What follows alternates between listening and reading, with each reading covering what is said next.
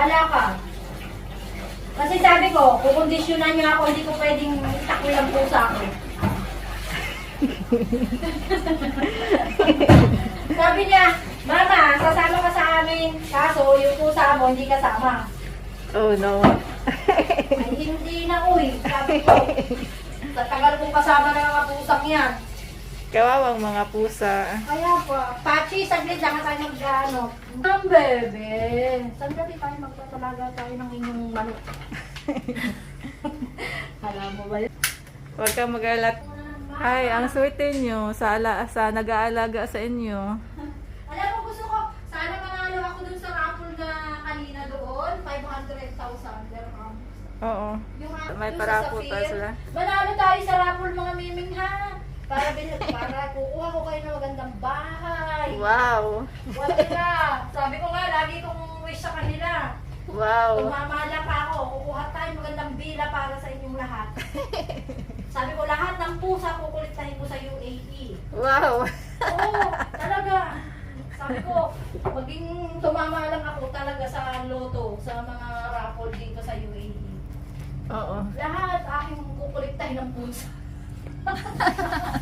Binibigyan ko ng magandang bahay.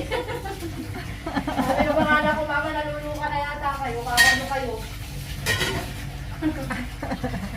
Sabi ko, lagi kinakausap ko yung mga pusa. Bigyan, tama tayo sa waiting, sa mga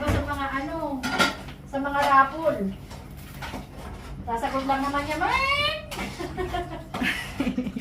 Meng! Meron pa ako ng bagong anak ni Pachi.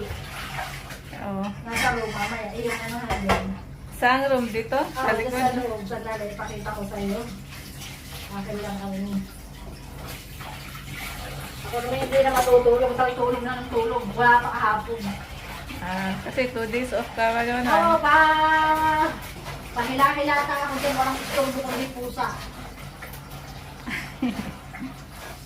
Tanggal talaga stress mo, te, kasi marami kang mga stress reliever. Oo, yan lang yung aking kausap lagi. Mga pasaway minsan.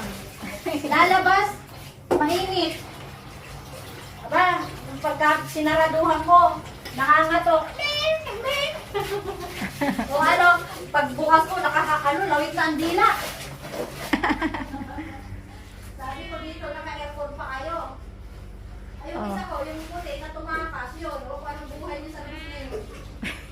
Mainit sa labas, Mingming, kaya wag kayong lumabas. Dito, naka-AC lang kayo. Kaya, Miming, kakain ka.